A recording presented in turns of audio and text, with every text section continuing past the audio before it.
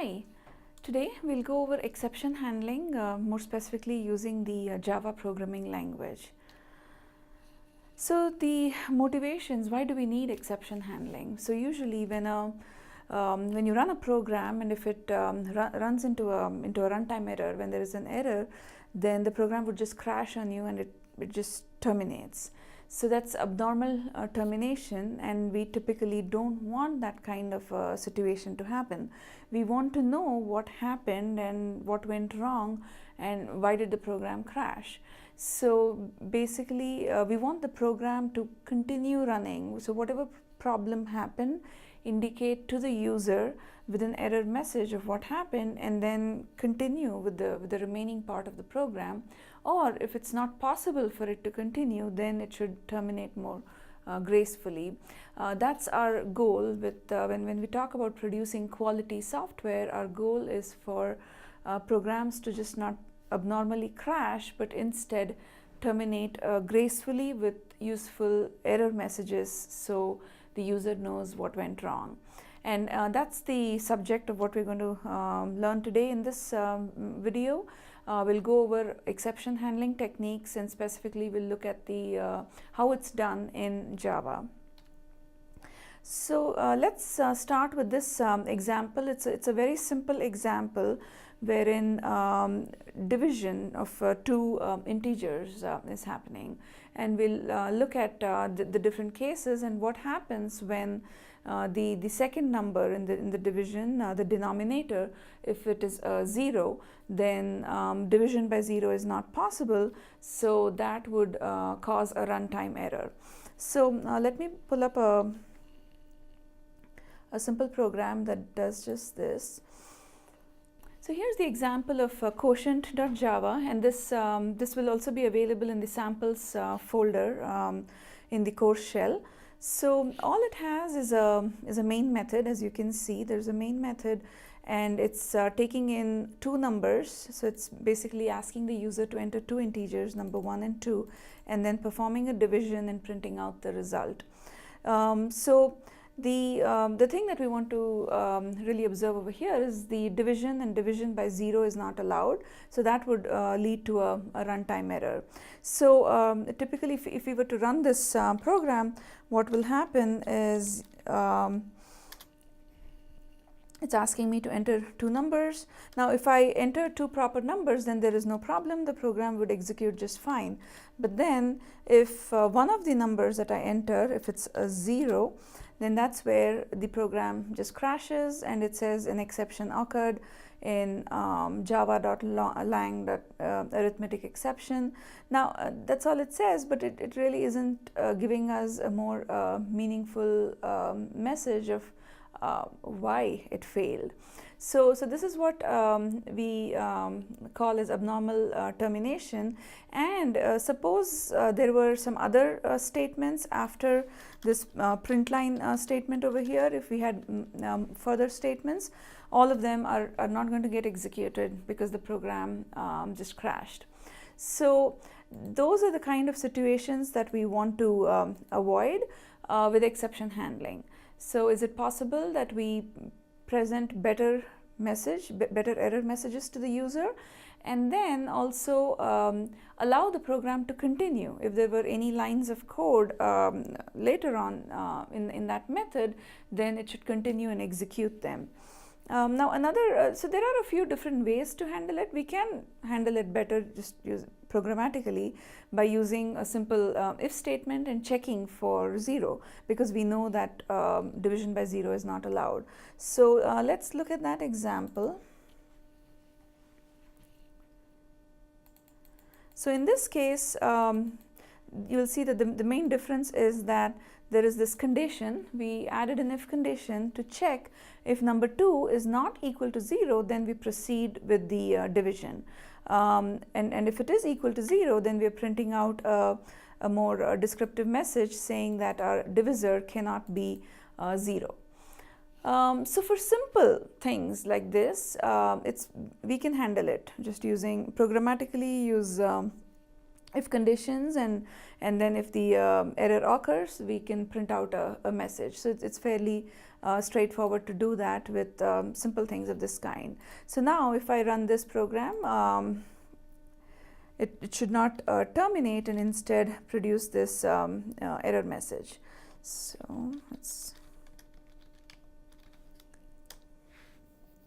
it's again asking me for the two numbers. I'm entering 3 and 0. So in this case, it came back and said that the divisor cannot be 0, and it terminated successfully. It's like successful completion. It's not termination. It's successfully completed. And suppose I had some additional lines of code after this. Say if I want to just I'm going to add some print statements to demonstrate this.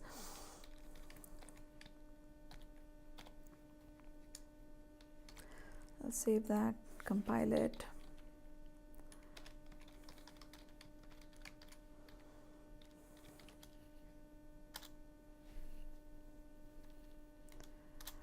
So I'm running it again, and I'll again enter the 3 and 0. So you see that it came back with the error message saying that divisor cannot be 0. And then it also executed the lines of code that were there after it. So it did print the hello statement. Whereas when the program just crashes, these remaining statements wouldn't get executed. So going back to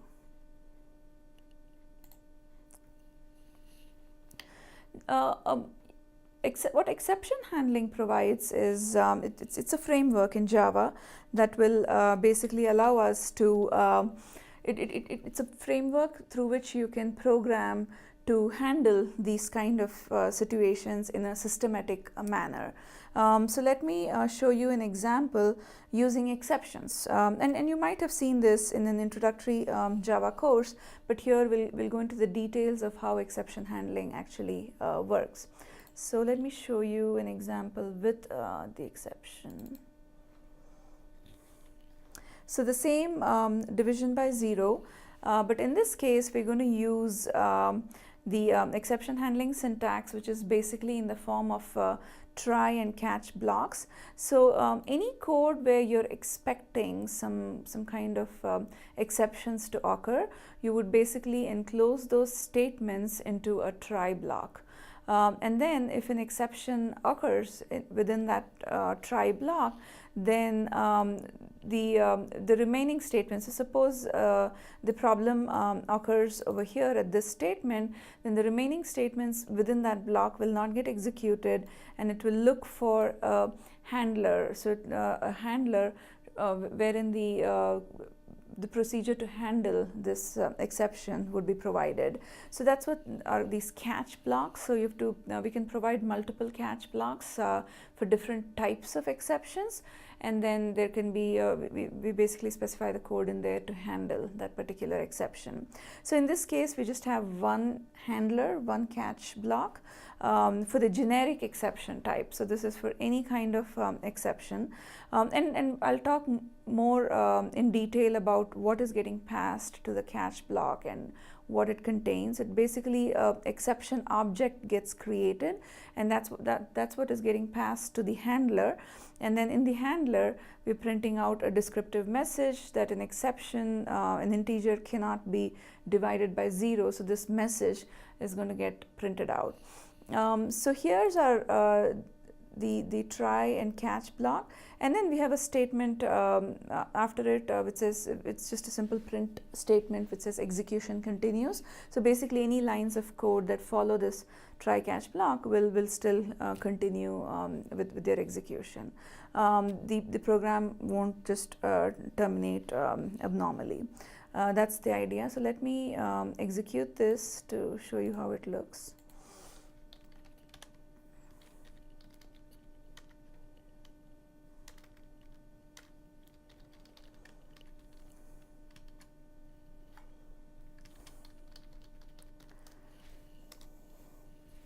So again, it's asking me to enter the two numbers. well, I entered, there was no exception. I entered a valid divisor, so it did the division, and then it printed out the statement execution continues. Let me try one more time. This time I'll enter a 0 as the divisor. So in this case, an exception occurred, so it says an integer cannot be divided by 0, and then it didn't stop there. It continued to execute the remaining statements, and hence printed out this execution continues statement.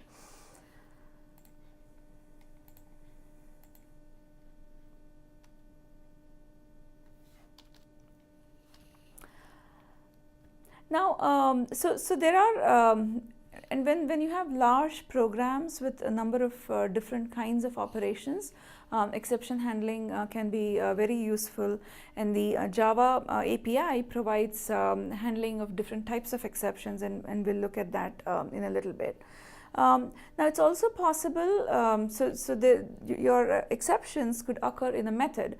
There you could have the main method and multiple other methods invoked within it, and other methods could be invoked within those methods. So an exception can occur anywhere, and when it occurs in a method, there's two things that can happen.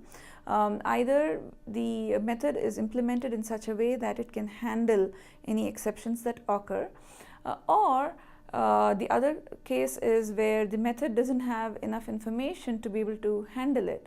In that case, it just throws the exception to its caller, to its parent method, and then allow the parent method to handle it. So either of these is okay. It just depends on the situation and what you're programming for, and depending on whether you have sufficient information to handle that exception or not, you decide whether it's handled within the method or if you just throw it back to its caller.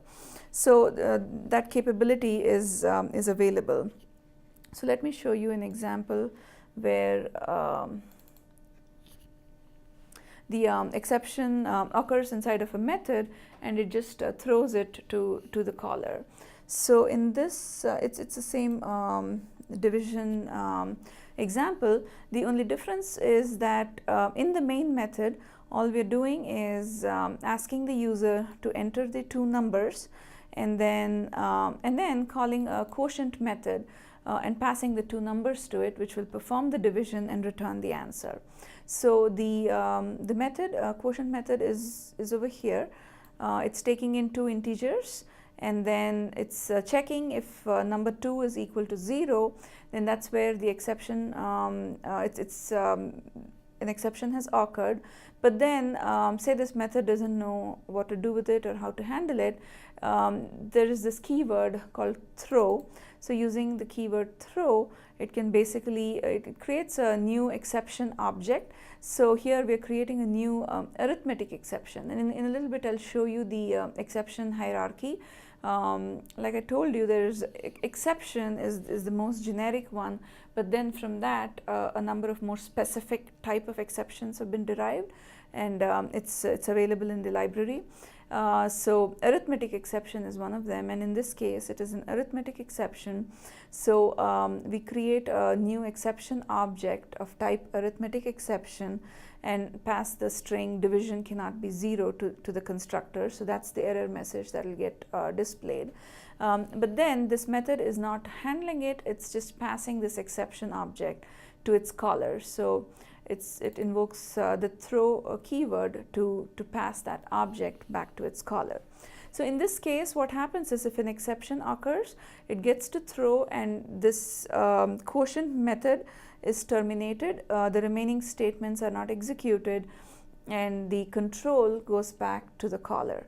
Now, if the exception did not occur, then there's no problem. It will come to this return statement, perform the division, and return the value to the caller. So now in this case, the caller is the main method.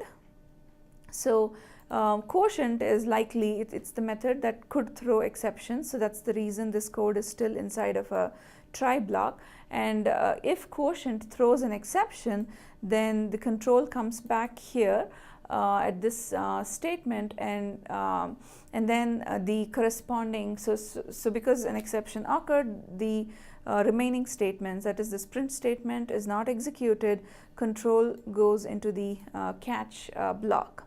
And then it basically looks for, in this case there's only one catch, there's only one handler, but if there are multiple handlers, then the execution engine looks for a matching handler, and the matching is based on the exception type, the object that's passed, and its type. But in this case, it's the generic exception is what is being handled, which means it can just handle any type of exception. So it'll come to this print statement and print out the error message. And then it'll continue to print out this last statement as well. So that's how methods can throw exceptions to its callers and then allow the callers to handle it. Now the other way to do it would have been just put this entire try catch block in the quotient method itself and handle it over there instead of doing it over here. It could have been done over here. Now if it was done here, then there's no need to have a try catch block in the main method anymore, unless there are some other kind of exceptions that you want to look for. So that's how it works. That's the basics, but let's look at some more details.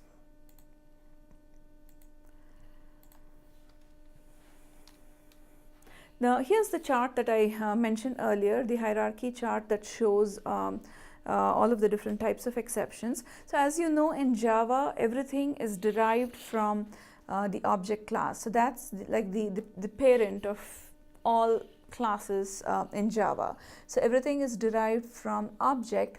Now in the hierarchy, there is an exception class and an error class.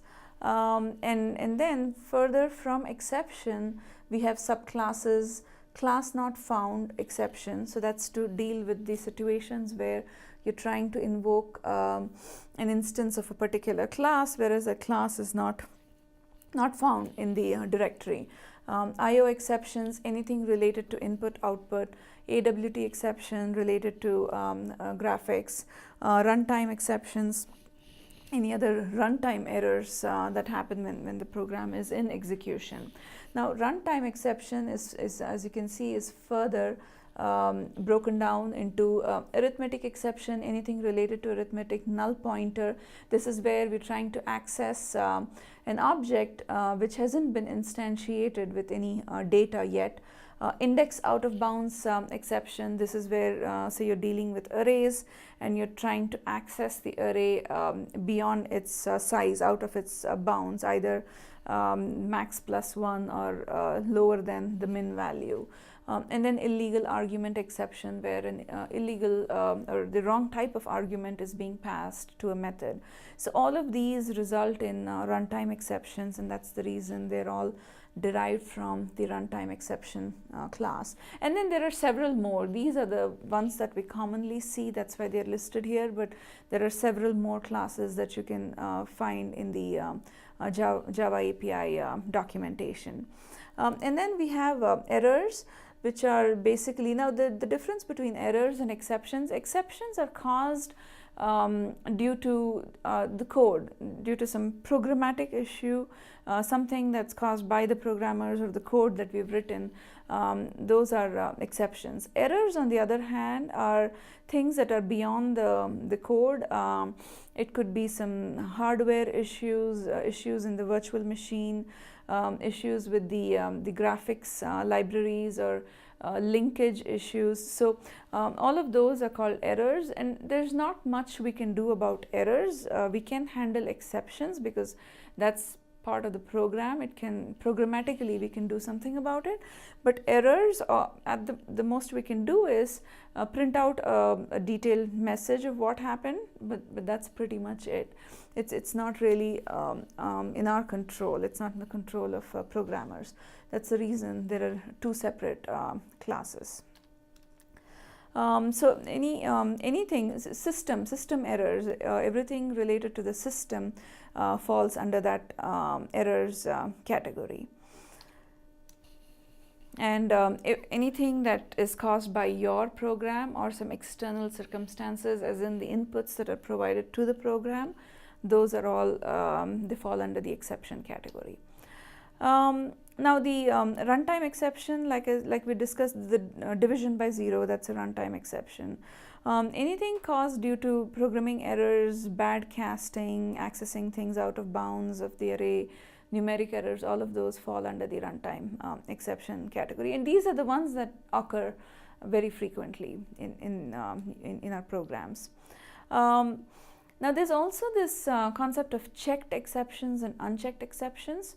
So basically some of these in here are marked as unchecked exceptions, and runtime and all of its subclasses comes under that category. So basically Java does not force you to handle them. So it's not required to have exception handling code for those kind of issues, for the runtime issues. And again, the reason for that is they occur so frequently that sometimes we can have simple like a simple if statement can take care of it, rather than having cumbersome exception handling code, which does use up additional resources and can slow down our program. And later I'll talk about that. Excessive use of exception handling can be bad as well. We want to use it. It is very useful and helpful, but at the same time, overuse of exception handling is not good either. But then there are some other kind of exceptions wherein the programmer, so the compiler basically forces the programmer to check for them and handle them. And some of them like the IO exception and AWT exceptions, they fall under that category of checked exceptions, where the programmer is forced to provide exception handling code for it. So now the going back to unchecked exceptions, things like null pointer exception. It's this is a very one that happens very frequently, because it'll occur whenever you try to access an object which is where the reference variable has been declared, but then no data has been assigned to it, or that object hasn't been instantiated with anything yet. So those are the kind of ones that happen very frequently. But then it's also a simple if statement to handle that. A simple if object not equal to null, just adding that statement before accessing an object will take care of these null pointer exceptions. So that's the reason it's an unchecked exception. Index out of bounds is another one. Same thing over there. It's very easy to make sure that the programmer knows what the bounds of the array are. So simple checks to make sure that we're not trying to access outside of those bounds is possible, and in that way we can avoid this overuse of try-catch blocks. So again, to show you all of the runtime exception and its subclasses, they're all unchecked. Also the everything that's shaded in the gray are all unchecked exceptions. So all of the system errors are also unchecked. Whereas the checked exceptions are the ones in white, like class not found, IO exception, AWT exception. If you're doing network programming, then things like creating sockets, creating a server. So those are all checked exceptions. You must provide exception handling code for them. Another one, when you're dealing with graphics and creating graphics objects, or when you're dealing with GUI, then again over there there's a number of classes which will force you to check for exceptions. So with that said, let's look at some more details and syntax of how you actually declare, throw, and catch exceptions. So there's three different concepts. A method declares that, yeah, I check for this exception and I'll throw it if it occurs. Then throwing occurs when the exception actually happens, and then catching them is with providing handling code on how we're going to handle it once it has occurred. So in this example here, we have two methods. So as you can see, method 1 basically is invoking another method, method 2, and here's method 2, which has declared. So this is the declare part. It is method 2 has declared that it throws an exception. This is a generic one, but here you can have other things as well. It can say throws say IO exception, and then it can throw multiple exceptions too. So you can say throws IO exception, comma, say another one like an AWT exception. So you can a method can throw multiple ones as well. And then if an error occurs, then so here the keyword for declaring, we use the keyword throws. When the exception actually occurs, the keyword that's used is throw. So it will throw the exception object that got created.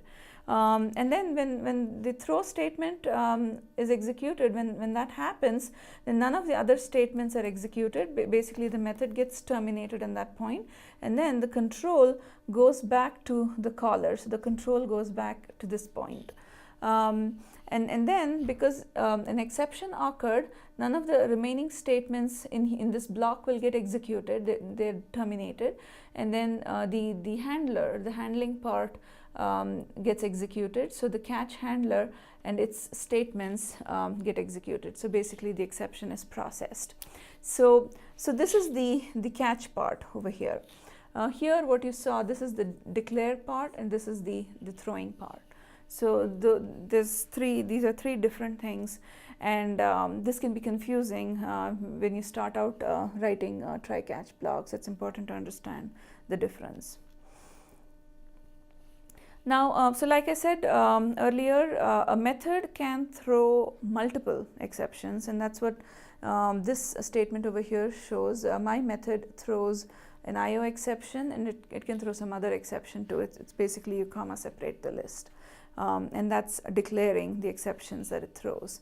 Now, in this example here, we have a method called set radius that takes in as input a double value, and that value is the value of the new radius. And then it has declared that it will throw an illegal argument exception if it occurs. So that's the reason there's the keyword throws followed by illegal argument exception. And then inside the code, if new radius is greater than 0, then that's great, the radius gets set.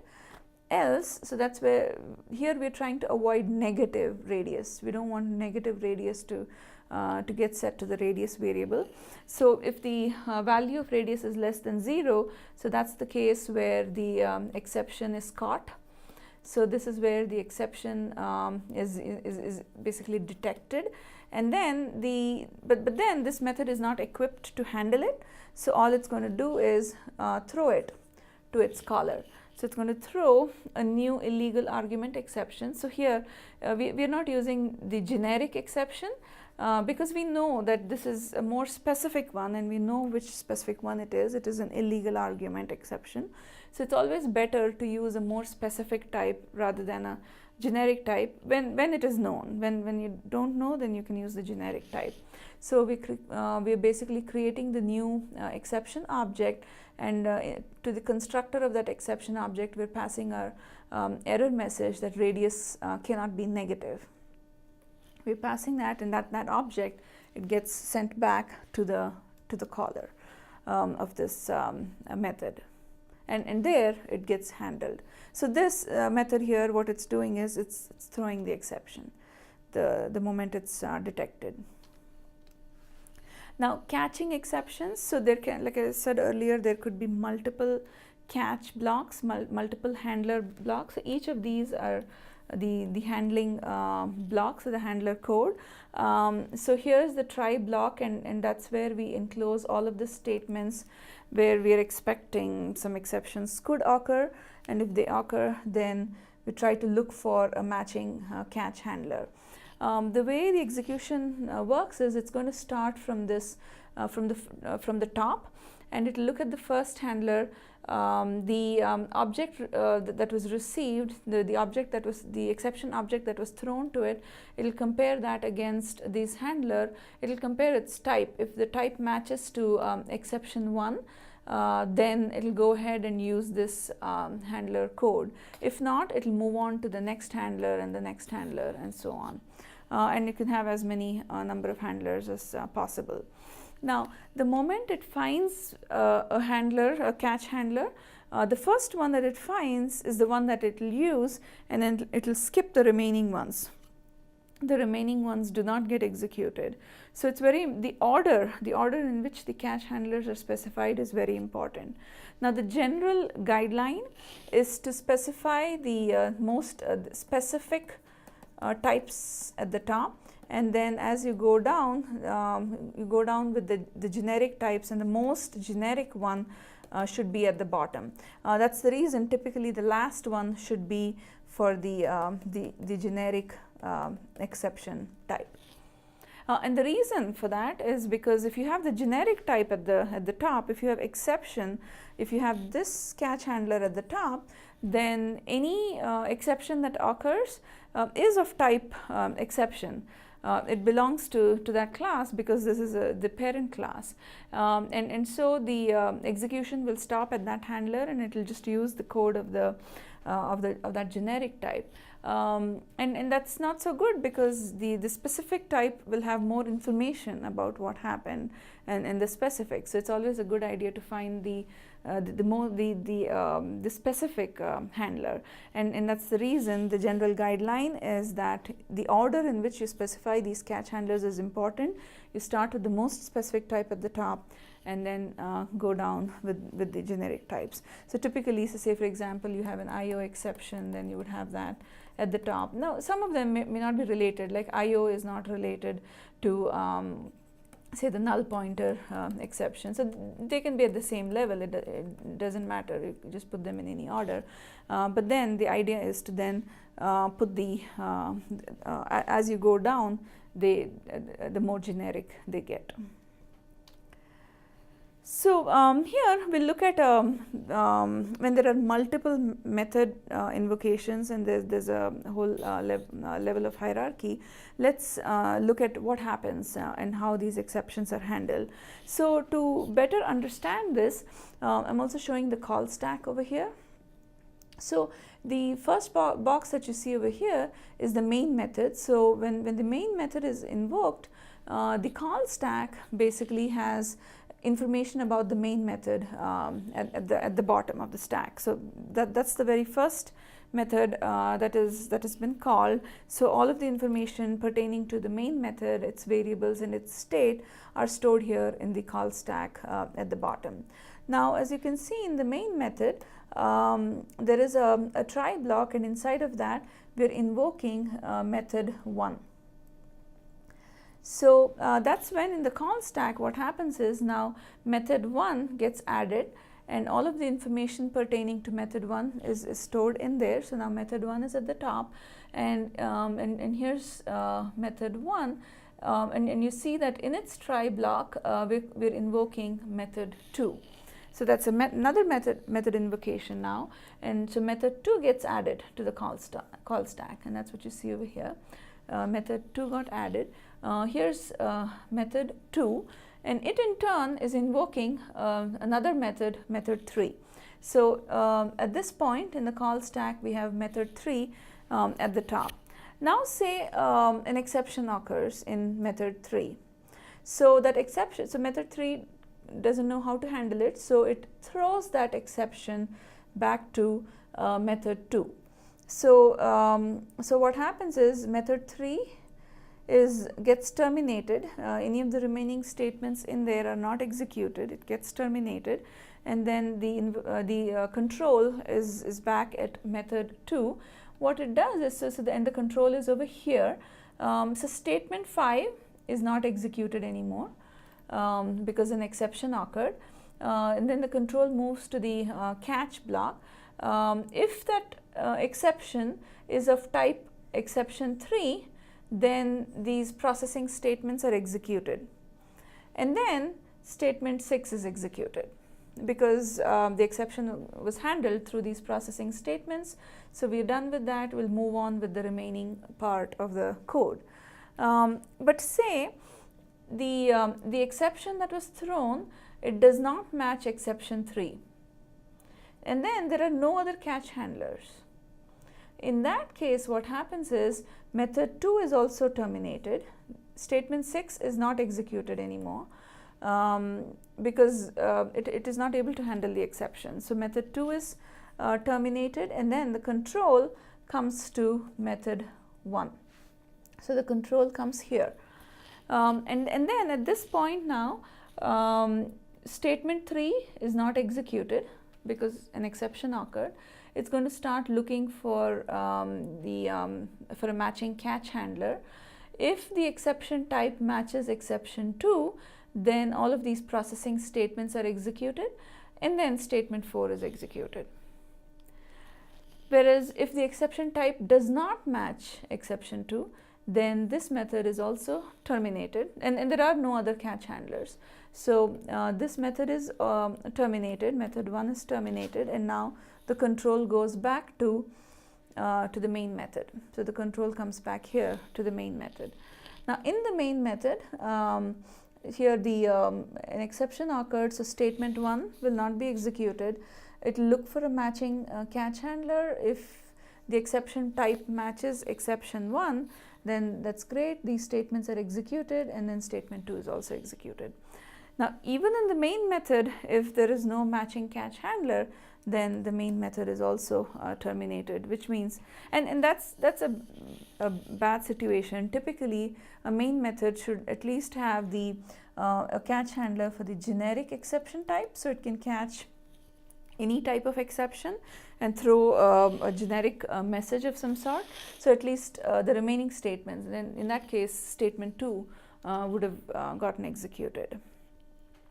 So that's the idea too, and I hope that gives you a sense for how catching of exceptions happens, and when there are multiple method invocations, how the control is then passed back to the caller so that the exceptions can be handled. So in case of checked exceptions, Java forces the programmers to deal with them, as in they have to provide they have to enclose that code in a try block and then provide corresponding catch handlers, and then provide code. So again, the catch handlers, there could be multiple handlers. If the exception type is known, then you handle that specific exception type. If not, it can be one of the generic ones. Again, there's two ways in which this can be done.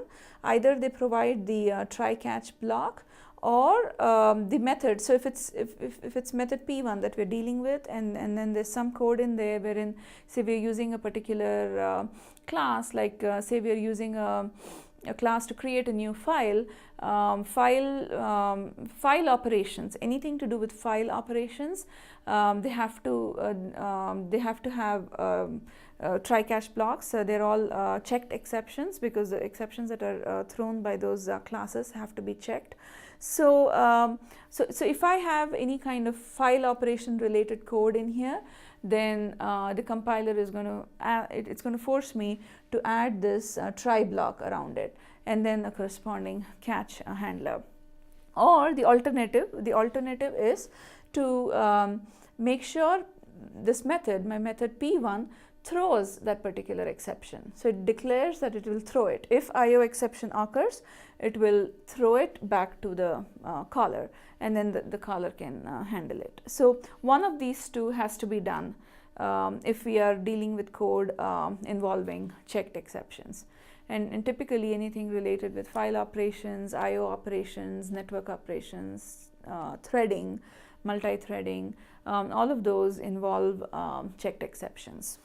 Here next we'll look at another example which basically connects all of this and shows the declaring, throwing, and catching of exception. So we'll use a circle class, basically a regular circle class wherein there's a set radius method. And what we want to do is, in the set radius method, we want to make sure that it doesn't allow for negative radius. So the set radius method will throw an exception if the radius is negative. So we'll use these two sample programs. Will implement a new circle class with the with exceptions, with throwing exceptions, and then we also have a test class, a test circle with exception .java. So let's look at these two files. So here's the circle class. So as you can see, there is the data field for this class is radius. It's of type double, and then there's also a static member to count the number of objects. And then we have our constructor. There's multiple constructors, a no-arg constructor that defaults the radius to 1, and then there is a one argument constructor that takes in a radius and sets it. Now set radius method is inside of a try catch block, and the reason for that is because set radius has declared that it throws invalid radius exception. Now the so this is the declaring part, like I mentioned earlier. So in the code, we basically check if radius is greater than or equal to 0, then everything's great, you set the radius. If not, then that's when we throw the exception. So this throw statement will basically take the control back to the caller, and in this case the caller is the constructor. So and the constructor is in a try catch block, and again the compiler, if it didn't enclose set radius in a try block, then the compiler will complain and say that either the constructor, in this case it's the constructor method, it has to throw the exception to its caller, or it has to handle it over here, and in this case we're handling it over here. So we provide a catch handler for invalid radius exception, and then we're basically all we're doing is using the print stack trace method of the exception object to print out the details. So so that's how it's handled over here. So let's see how this looks when we execute it. So that's the circle. Everything else is the usual. There is a find area, there's get number of objects, but none of them are dealing with any exceptions, so there's no exception handling related code over there. Next we have the test circle code. So let's look at that. So all we have in there is a main method, and we're creating 3 circle objects, C1, C2, and C3. To the first one we're passing a regular radius, which should be just fine. To the second one we're passing a negative radius, and then to the third one we're passing radius of 0. Now, so in this case we want all our circle objects to get created. Now if exceptions occurs, then we'll have to see what happens. So again over here we have all of our circle creation lines of code are within a try block, and then there's a catch handler to handle the illegal argument exception.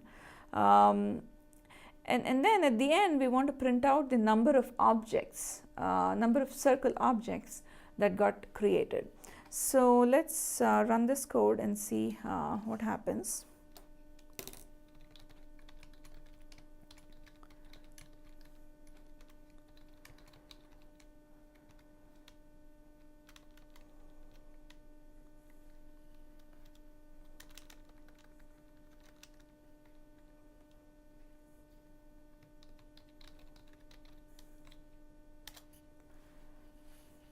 So if you see, I ran this program, and it an exception occurred, obviously because we had we passed our to the second object we passed a negative radius. So an exception occurred there, and if you look at the number of objects that got created, it says 1, and that's because in this case what happens is C1 gets created successfully. There's no issues there.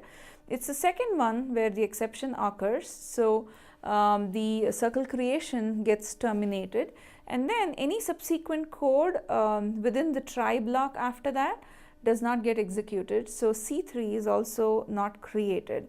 So at this line on C2 creation, the exception occurs, then the control goes to the catch handler, the error message is printed out, and then the remaining statements are executed fine. All of the statements that are remaining outside of the try block, they get executed with no problem.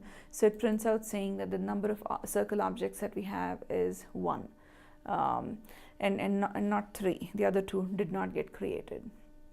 Now, if we make a slight variation to this, like this, if we had this line of code outside the try block, then that would be a different situation, and in that case the exception should not affect it. Let's see if what happens in this case.